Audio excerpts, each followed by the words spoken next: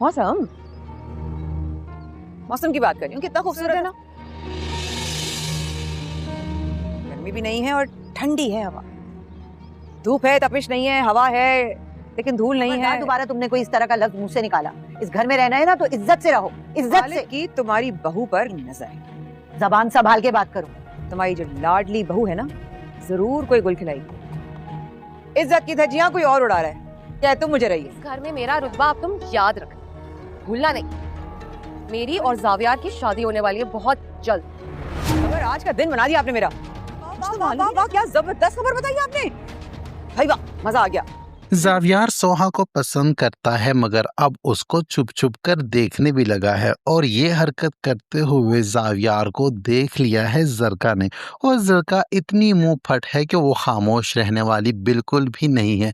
वो जावियार को इस बात का एहसास दिला देती है कि जावियार को ये हरकत करते हुए जरका ने देख लिया है और जावियार के सामने वो बार बार इस बात को दोहराती भी है और उसको जतलाती भी है कि वो सोहा को देख रहा था।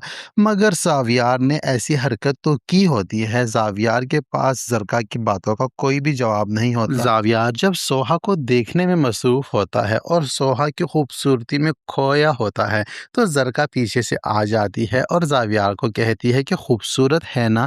तो जावियार चौंक जाता है। तो जरका एकदम से बात बदलकर जावियार को ये कहती है कि मैं तो मौसम की बात कर रही हूँ, आपको क्या लगा मैं किसके बारे में कह रही हूँ।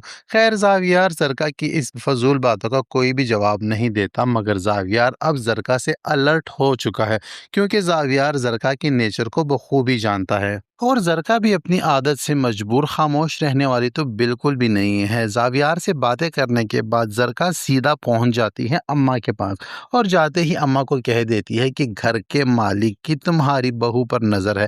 इस किस्म के जब अल्फाज इस्तेमाल करती है तो अम्मा को बहुत ज़्यादा गुस्सा आ जाता है और फ़ौरन से जरका को कह देती है कि अपनी ज़ुबान संभाल के बात करो, तुम इस तरह मेरी बहू के बारे में बात नहीं कर सकती।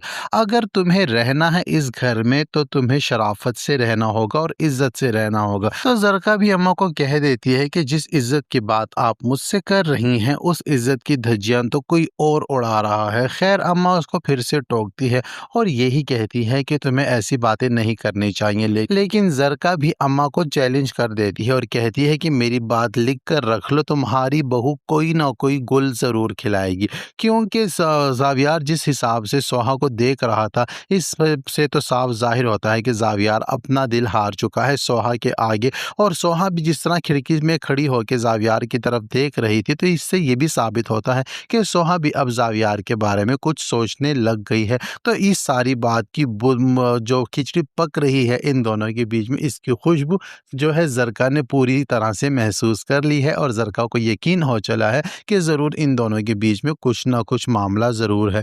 खैर ये तो रही जरका और जो है जावियार की आपस की गुफ्तगू। तो अगर बात करें हम सोहा और जिमल के बारे में तो सोहा और जिमल ने मिलकर अब ये प्लान कर लिया है कि सोहा उसकी पूरी मदद करने वाली है जिमल की फाहद के साथ मुलाकात करने में। लेकिन यहाँ पर जो जिमल है वो कुछ डरी हुई है, सहमी हुई है। उसको ये लगता है कि वो फाहद से मिलने तो चली जाएगी मगर वो उसका सामना करेगी तो कैसे करेगी, क्योंकि उसके साथ इतना बुरा हुआ, उसके घर में ही उसके साथ उसकी इतनी बेइज्जती हुई, उसके अपने भाई ने ही उसको गिरफ्तार करवाया, उसको जो है उसकी तजलील की, उसके घर वालों की तजलील की। इतना सब कुछ होने के बाद वो फाहद का सामना कैसे कर पाएगी।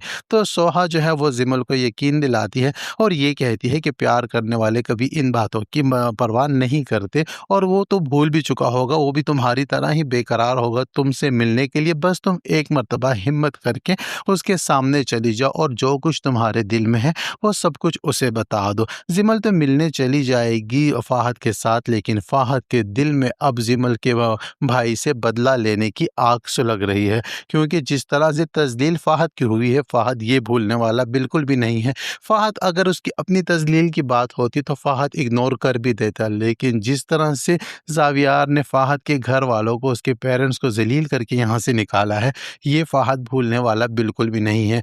फाहद के दिल में अब अंगारा जो है वो सुलग रहा है, लेकिन ये सारी बातें वो जिमल पर जाहिर करने वाला नहीं है, क्योंकि वो जानता है कि जिमल एक इंतहाई सीधी सादी और भोली भाली लड़की है, उसको अपनी बातों में बहलाने फुसलाने की कोशिश करेगा और इसकी कोशिश यही होगी कि किसी तरह से जिमल को राज़ी कर ले कि वो फ़ाहद से शादी कर ले, या तो कोर्ट मैरिज कर ले या तो जो है अपने घर वालों को राज़ी कर ले। लेकिन घर वाले तो राज़ी होने से रहे, फ़ाहद पूरी कोशिश यही करेगा कि किसी तरह से कोर्ट मैरिज के लिए जिमल को राज़ी कर ले। और फ़ाहद की ये कोर्ट मैरिज वाली तजवीज़ जो है ये आकर जब जिमल बताएगी सोहा को कि फ़ाहद तो ये चाहता है और मैं भी यही चाहती हूँ, क्योंकि भाई तो हमें इस तरह एक होने नहीं देंगे, तो क्या अब मैं फ़ाहद के साथ कोर्ट मैरिज कर लूँ तो क्या तुम मेरा साथ दोगी? तो सोहा यहाँ पर फिर से गलती कर बैठेगी।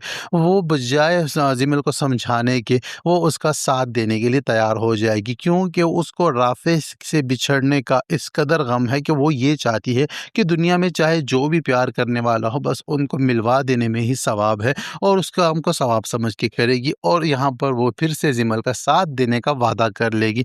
और ऐसा भी हो सकता है कि वो जाकर खुद ही इनकी कोर्ट मैरिज करवा दे और जब बाद में लाकर ज़ावियार के सामने खड़ा कर दे और माफ़ी मांगने के लिए उनको कहे कि अब तुम लोग ज़ावियार से माफ़ी मांग लो, और ज़ावियार को भी ये कहे कि भाई होने के नाते तुम्हें इनको माफ़ कर देना चाहिए। अगर ऐसा हो गया कि ज़ावियार की मर्ज़ी के अलावा जिमल ने फ़ाहद से शादी कर ली और फ़ाहद के साथ घर चली गई, तो यहाँ पर अब जिमल के साथ बहुत बुरा होने वाला है, क्योंकि जिमल ने एक तो अपने भाई के खिलाफ जाकर कोर्ट मैरिज की होगी, दूसरा फ़ाहद के दिल में लगने वाली जो आग है, जो अंगारा सुलग रहा है, ज़ावियार को लेकर नफ़रत की आग भड़क रही है, वो अब सारा ज़ोर जो है वो आकर यहाँ पर जिमल से ही निकालने वाला है, क्योंकि एक इसके पास एक हथियार आ चुका है, क्योंकि फ़ाहद जानता है कि ज़ावियार अपनी बहनों को लेकर किस कदर संजीदा है और उनके लिए किस कदर फ़िक्र करता है। तो ये सब कुछ होने जा रहा है ड्रामा सीरियल मलकियत की आने वाली चंद अक़सात में। उनकी कहानी तो हमने आपको बता दी है अपने हिसाब से कि क्या कुछ होने वाला है।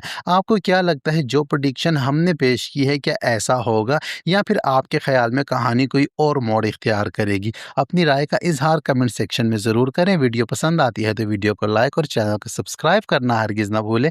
मिलते हैं नेक्स्ट वीडियो के साथ।